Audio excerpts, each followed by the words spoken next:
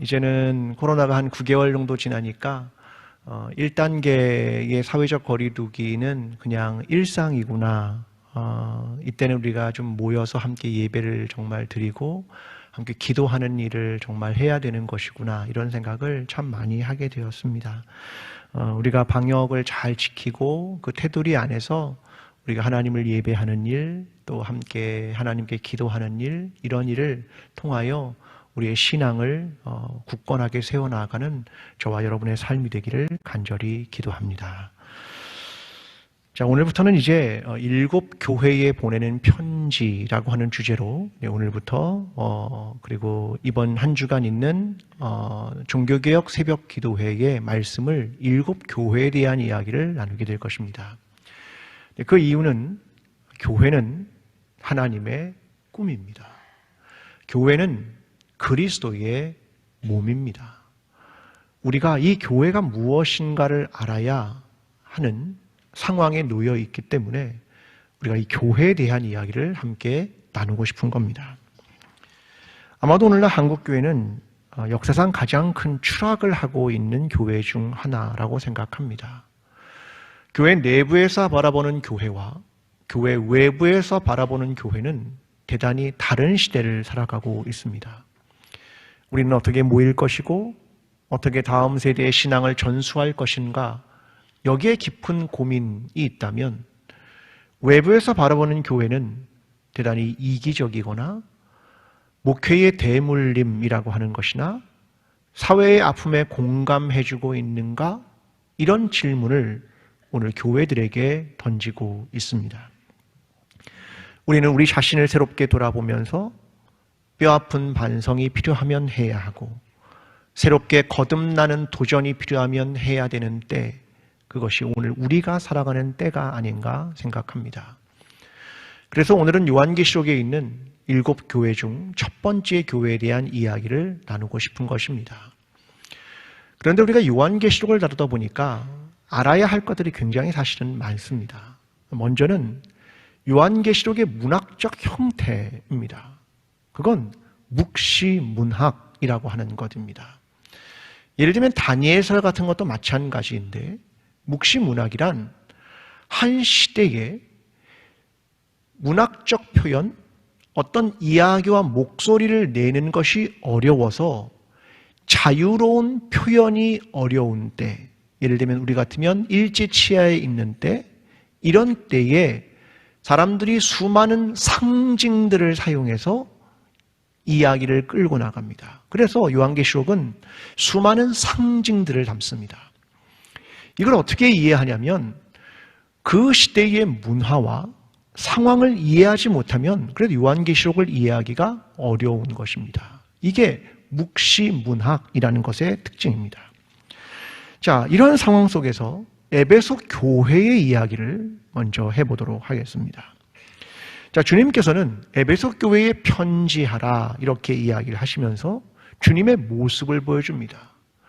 주님은 그의 오른손에 7개의 별을 붙잡고 7 금촛대 사이를 거니시는 모습으로 등장합니다. 주님은 에베소 교회를 먼저 칭찬하십니다. 너의 수고와 너의 인내를, 그리고 악한 자들을 처리했던 모든 일을 칭찬해 주십니다. 그런데 한 가지 책망할 것이 있다. 그건 너희가 처음 사랑을 버렸다. 그 말씀을 해 주십니다. 그리고 회개하라고 말씀하시면서 성령께서 교회들에게 하시는 말씀을 들어라.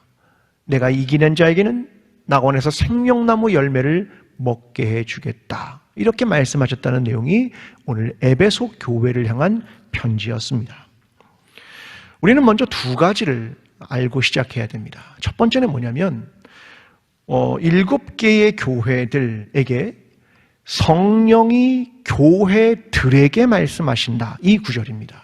자, 이 말은 뭐냐면 각 교회의 상황마다 구체적으로 그 교회에 대한 걸 말하지만 성령이 교회들에게 말씀하신다는 내용은 7개의 편지, 7 교회에 보낸 내용을 모든 교회들이 다 받아들여야 한다, 그 말입니다.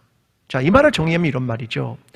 에베소 교회에 보내는 편지만 에베소 교회가 받고 서머나 교회가 받는 편지를 서머나 교회만 받는 게 아니라 이 7교회의 모든 편지를 그 교회들에게 모두 다 보낸다, 그런 말입니다.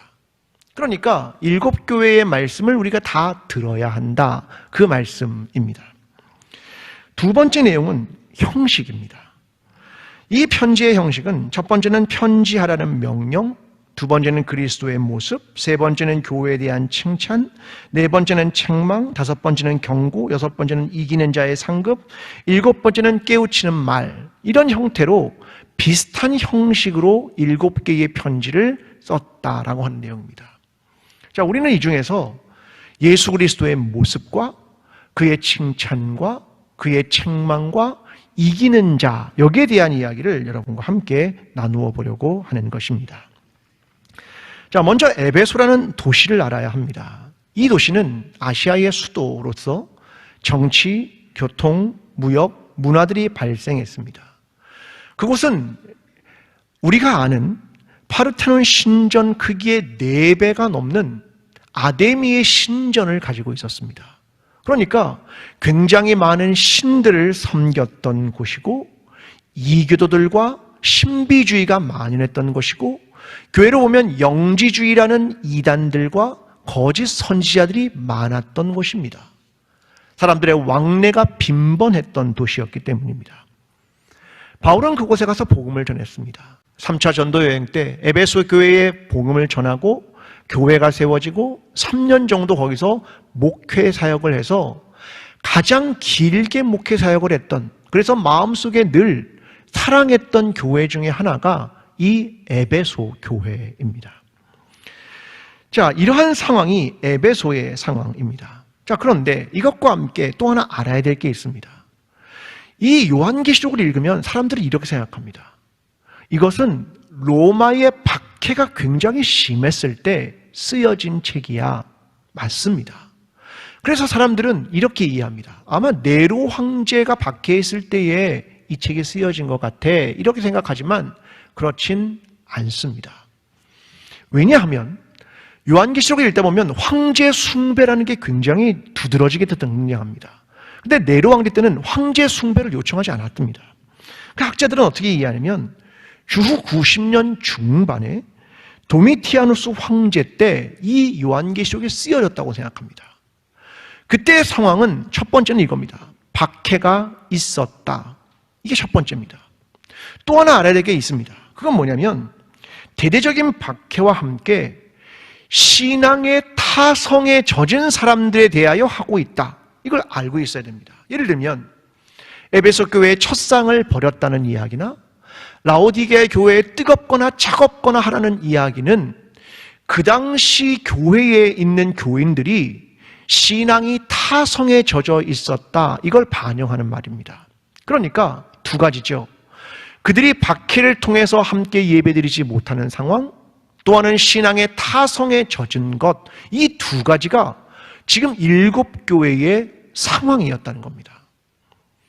근데 오늘 우리의 상황은요, 너무나 흡사합니다. 첫 번째는 예배를 드리기가 어렵습니다. 박해로만 예배를 드리지 못할 줄 알았는데 바이러스라는 것 때문에 예배를 드리지 못하는, 모이기 어려운 상황, 이것이 오늘 똑같이 펼쳐지고 있다는 겁니다. 두 번째 문제는 신앙의 타성입니다. 그동안 우리는 주일이면 그냥 당연히 예배에 나오는 거라고 생각을 했습니다. 이게 우리의 몸에 익숙해져서 예배에 대한 간절함, 우리가 모이는 것에 대한 소중함, 하나님을 경배하는 일, 이것이 마음속 깊이 자리하지 못했을 뿐 아니라 영상 예배를 계속 드리다 보니까 점점 시간을 지키기가 어려워지는 겁니다. 여러분, 솔직히 그 시간에 딱 복장을 갖추고 예배 드리시는 것이 쉬우시던가요? 저만 그냥 뻔히 보지 마시고 쉬우시던가요? 어렵습니다. 처음에는 분명히 양복 딱 입고 하셨죠. 근데 점점 어떻게 되나요? 복장이 캐주얼하게 변하지 않습니까? 혹시 어떤 분은 나중에는 잠옷바람이 될 수도 있습니다. 이게 현실입니다. 저는요, 예배를 계속 인도하니까 사실 방송으로 예배 드리는 일은 거의 없습니다. 그런데 어느 날 1부 드리고 2부에 가족하고 예배를 드렸습니다. 야, 근데 진짜 어렵더라고요. 저는 예배를 여기 하는 사람보다 가정에서 예배 드리는 사람이 훨씬 더 어려웠을 거라고 생각합니다. 근데 점점 시간이 오래되니까 사람들이 시간을 지키지 않습니다. 그냥 밤에 늦게 예배를 드리는 분도 있고요. 시간이 다 허물어지면서 점점 신앙이 타성에 젖어들고 있구나, 이런 생각을 하게 된다는 겁니다. 그러니까 그 시대와 우리의 시대가 굉장히 흡사해진 겁니다. 우리는 생각해 봐야 됩니다. 과연 주님은 우리에게 오늘 뭐라고 말씀하고 계신가? 교회의 본질은 정말 무엇인가? 주님은 우리가 어떻게 회복되기를 원하시는가? 그것을 우리가 귀담아 듣는 시간이 되어야 한다는 것입니다. 자, 먼저 에베소 교회에 나타난 주님의 모습을 좀 살펴보겠습니다. 요한계시록 2장 1절입니다.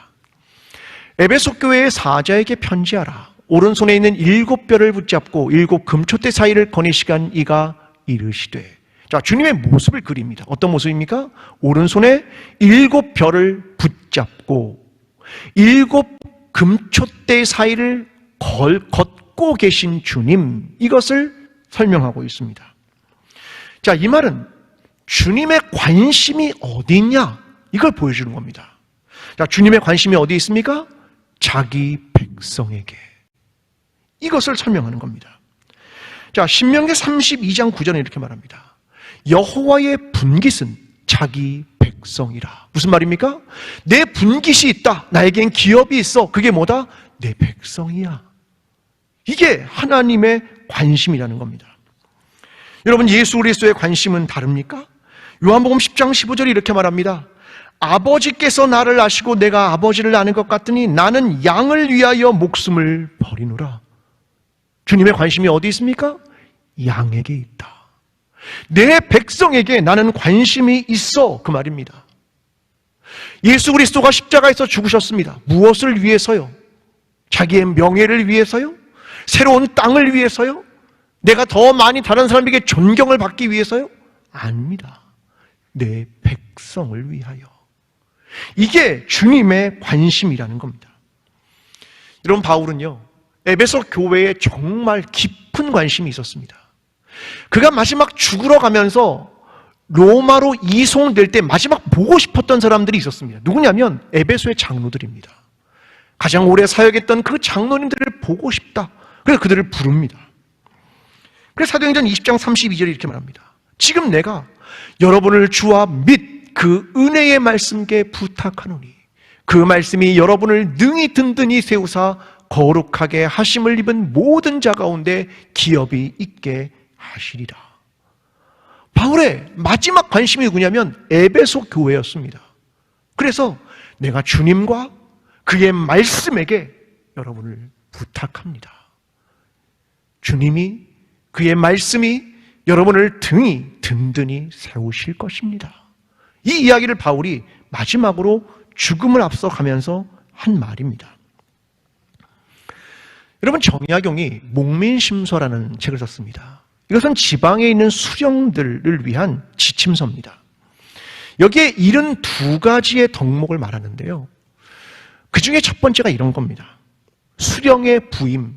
자, 수령이 어느 고을에 부임하면 이렇게 말합니다. 취임 전 하룻밤은 반드시 이웃 고을에서 자라. 이게 첫 번째입니다. 왜 그런 줄 아십니까? 다 내일 취임식 준비하는데 미리 가면 그 백성들 머리 복잡해. 그러니까 백성들 힘들지 않게 이웃 마을에서 자고 당일날 들어가, 그 말입니다. 여러분, 정약용의 사상은 뭐냐면 애민 사상입니다. 백성을 위한, 백성을 사랑하는 그것입니다. 근데 정약용이 생각했던 중요한 한자 하나가 있습니다. 그게 뭐냐면 왜라고 하는 단어입니다. 두려워하라, 경외할 때 그 단어입니다. 그는 뭐라고 하냐면 백성을 두려워해라, 법을 두려워해라. 그 두려움에 대한 이야기를 기록을 했습니다. 이게 중요한 거야. 너는 백성을 두려워할 줄 알아야 돼, 그 말이거든요. 근데 이걸 하나님에게로 대입해 봅니다. 여러분, 하나님은 뭐가 두렵습니까? 아무것도 두렵지 않습니다. 왜요? 하나님이시거든요. 하나님이 다른 걸 두려워하지 않습니다. 그런데 왜 그의 백성을 사랑하느냐는 겁니다.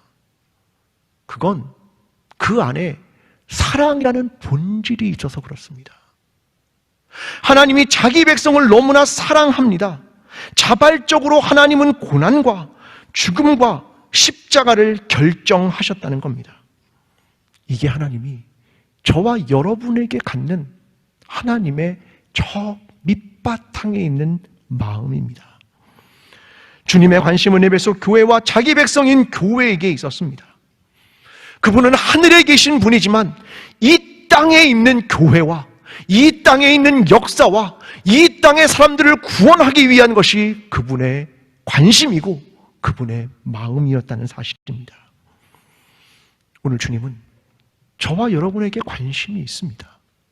우리 사이를 거니시면서 우리를 힘있게 붙드시면서 우리를 인도하신다는 겁니다. 여기서 그의 오른손에 우리가 있다 이렇게 말하지 않습니다. 우리를 붙잡았다.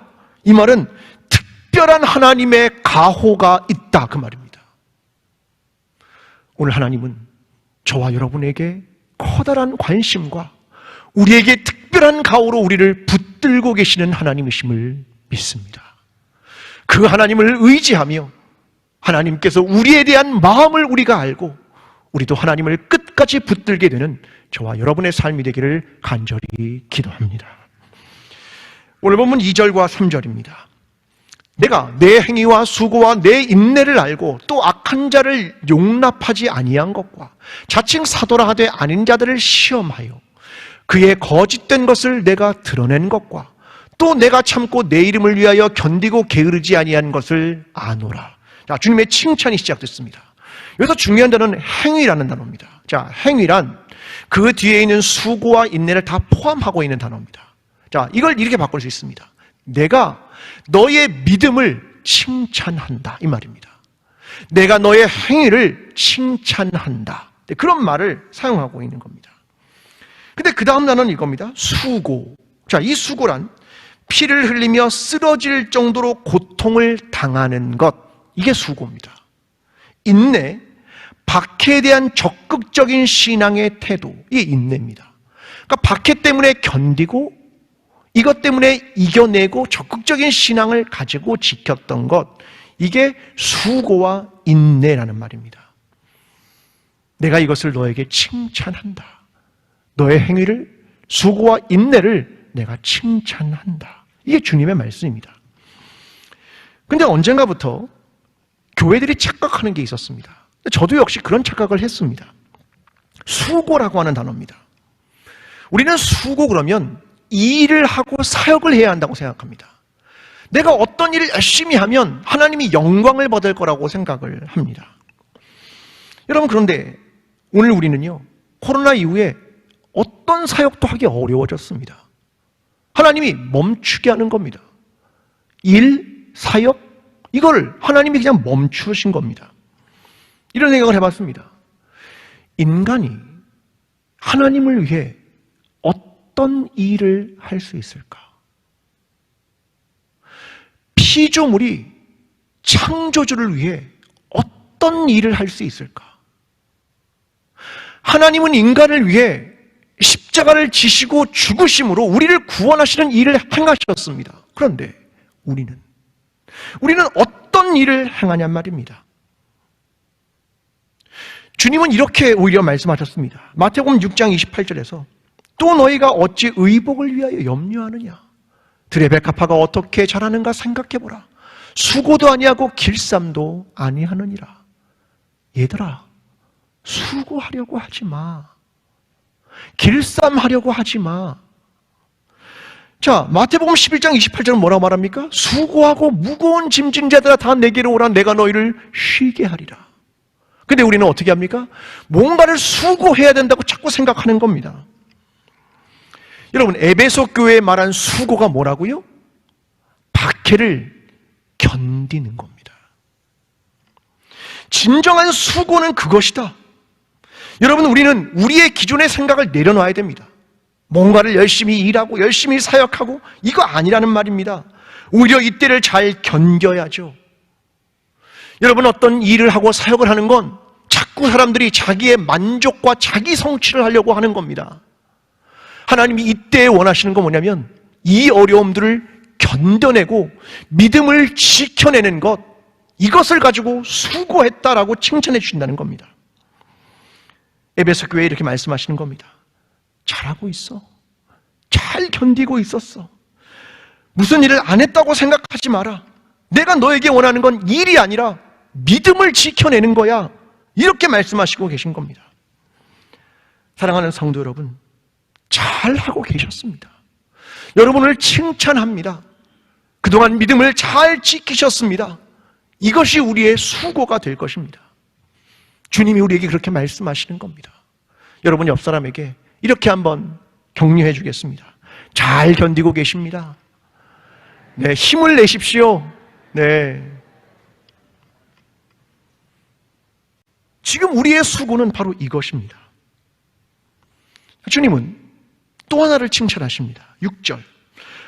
오직 내게 이것이 있으니 내가 니골라 당의 행위를 미워하는도다. 나도 이것을 미워하노라. 자, 니골라 당을 미워했다. 나도 이걸 미워. 자, 니골라 당에서 해서 잘못된 것을 딱 제시한 겁니다. 자, 니골라라는 말을 들어보셨죠? 7지사 중 하나입니다. 초대교회 교부들은 이것이 잘못된 무율법주의, 무도덕주의라고 말합니다. 그러니까 인간의 육체는 원래 악한 거니까 마음대로 살아도 돼, 율법은 안 지켜도 돼, 이렇게 말하는 이단이라는 말입니다. 이것을 에베소 교회가 잘 차단했습니다. 이걸 잘했어 라고 칭찬해 주십니다. 근데 이것이 책망과 연결이 됩니다. 자, 4절입니다. 그러나 너를 책망할 것이 있나니 너의 처음 사랑을 버렸느니라. 자, 치명적 문제가 있다 이겁니다. 왜냐하면 아까도 얘기했지만 에베소라는 지역은 자칭 선지자라는 사람들이 되게 많았습니다. 이를 순회 설교자라고 말합니다. 니골라 같은 이단들도 많았습니다. 그러다 보니까 에베소 교회가 해야 하는 중요한 일이 하나 있었습니다. 그게 뭐냐면 시시비비를 가리는 겁니다. 이건 정통적 신앙이 아니야. 이건 이단이야. 이걸 가려내는 일이 그들에게 되게 중요한 일 중에 하나였습니다. 근데 자꾸 그렇게 뭔가를 가려내다 보니까 너희가 잃어버린 게 있다는 겁니다. 그게 뭐냐면 교회의 본질과 생명력인 사랑이라는 겁니다. 계속 판단을 해야 되다 보니까 처음 사랑을 잃어버렸다 이렇게 말합니다. 자, 여기서 처음 사랑이란 우리는 보통 이렇게 생각합니다. 내가 처음 주님 믿을 때 열정, 막 눈물, 뜨거움, 이걸 처음 사랑이라고 생각을 합니다. 근데 이 본문에서는 그렇다기보다는 본질을 얘기하는 겁니다. 사랑이라는 본질을 잃었구나, 그 말을 하고 있는 겁니다. 하나님은 사랑이신데 네가 자꾸 옳고 그런 거 판단하다 보니까 편가르기 하고 비방하고 용납하지 않고 담을 쌓다 보니까 원래 가져야 할 본질인 사랑을 잃어버렸어. 그 말씀을 책망하시는 겁니다. 여러분, 너 그렇지 않으면 촛대를 옮겨버릴 거야. 이 말은 더 이상 교회가 되지 못하게 하겠다는 말입니다. 자, 그럼 이런 정리하죠. 이런 말입니다. 한마디로 사랑이 없는 교회는 교회가 아니다, 그 말입니다. 본질이 사랑인데, 하나님의 사랑인데 이걸 네가 지키지 못한다, 그럼 넌 사랑이 본 교회가 아니야, 그 말입니다. 그래서 5절에서 그러므로 어디서 떨어졌는지를 생각하고 회개해라. 어디서부터 잘못됐는지, 어디서부터 어그러졌는지 회개하고 돌아오고 다시 사랑으로 돌아와라. 그걸 에베소 교회에 말씀하시는 겁니다. 여러분, 지금 우리는 우리 자신을 돌아봐야 됩니다. 내가 처음에 순수함을 가졌는가, 이게 아니라 사랑의 본질을 가지고 있는가? 하나님을 사랑하는가? 이웃을 사랑하는가? 내 옆에 가까운 지체들을 사랑하는가? 이것으로부터 자유한 사람은 아무도 없습니다. 쉽지 않은 문제이기 때문에 그렇습니다. 그러나 요한은 잔잔하지만 분명한 어조로 말씀합니다. 요한 1서에서 사랑하지 아니하는 자는 하나님을 알지 못하나니 이는 하나님은 사랑이심이라. 사랑하는 자들아, 하나님이 이같이 우리를 사랑하셨은즉 우리도 서로 사랑하는 것이 마땅하도다. 이걸 잃어버리면 교회가 아니야. 그 말씀을 들려주는 겁니다. 사랑하는 성도 여러분, 사랑하십시오. 본질을 지키십시오. 이것이 하나님을 믿는 그리스도인과 교회의 마땅한 바입니다. 그 사랑으로 세상 속에 하나님이 사랑이심을 증거해내고 우리의 삶으로 증명해내는 저와 여러분, 광주 제일교회가 되기를 간절히 기도합니다. 오늘 본문 7절입니다. 귀에 있는 자는 성령이 교회들에게 하시는 말씀을 들을지어다. 이기는 그에게는 내가 하나님의 낙원에 있는 생명나무의 열매를 주어 먹게 하리라. 자, 성령님께서 이기는 자에 대한 말씀을 해주십니다. 이긴다는 건 복음을 끝까지 지키고 환난에서 이겨내고 어린 양의 피에 옷을 씻어진 희어지고 사단에게 이기는, 바로 그 이기는 자입니다. 그들은 어디로 가냐면 낙원. 자, 낙원이란 유대인들이 생각하는 오늘날 우리의 천국입니다. 그게 낙원입니다. 근데 그들은 거기서 생명나무의 열매를 먹게 하겠다. 생명나무는 영생에 대한 얘기거든요. 그런데 왜 생명나무를 나왔냐면 아담의 신전에 성목, 거룩한 나무가 있었답니다. 사람들이 아담의 신전 주변에 그걸 성역화했습니다. 그래서 이것과 대비되는 걸 딱 세운 겁니다. 그게 뭐냐면 생명나무, 이겁니다. 여러분, 우리가 결국 가고 싶은 데는 어디입니까? 이기는 자가 되는 것 아니겠습니까? 박해와 어려운 상황으로부터 이기고 싶은 것 아닙니까? 잘못된 사상과 뒤틀어진 교회의 모습으로부터 이기고 싶은 것 아닙니까? 사랑을 잃어버린 모습으로부터 이기고 싶어 다시 사랑을 회복하고 싶은 것이 아닙니까? 이것을 통해서 교회가 이 어려움의 터널을 통과하고 그동안 잘못된 교회의 모습을 다시 회개하고 이당의 사상을 넘어서고 교회의 본질인 사랑을 회복하게 되는 것, 이것이 우리가 꿈꾸는 교회가 아닙니까? 이것 때문에 오늘 우리가 모이는 겁니다. 이것 때문에 우리가 오늘 예배를 드리는 것이고요, 이것 때문에 우리가 오늘 사귐을 하는 겁니다. 사랑하는 성도 여러분, 힘을 내십시오. 잘 견디셨습니다. 조금 더 견디십시오. 그리고 게으르지 마십시오. 그리고 사랑을 끝까지 붙드십시오. 이것이 에베소 교회에 주시는 주님의 말씀이며 광주 제일교회에 주시는 주님의 말씀입니다. 주님이 우리 모두와 함께 하실 것입니다. 기도하겠습니다. 사랑하는 하나님 아버지, 감사합니다. 우리를 힘있게 그의 오른손으로 붙들어 주셔서 감사합니다. 우리도 주님을 끝까지 붙들게 도와주시옵소서. 이 사랑을 끝까지 붙들게 도와주시옵소서. 그리고 잘 견디고 있는 성도들을 주님 위로하시고 격려해 주셔서 그 복음을 끝까지 붙들며 믿음을 지켜내는 하나님의 사람들이 될 수 있도록 우리와 함께하여 주시옵소서. 예수 그리스도의 이름으로 기도합니다. 아멘. 사랑하는 광주제일교회 성도 여러분, 주님은 우리를 그의 오른손으로 붙드시는 분이십니다.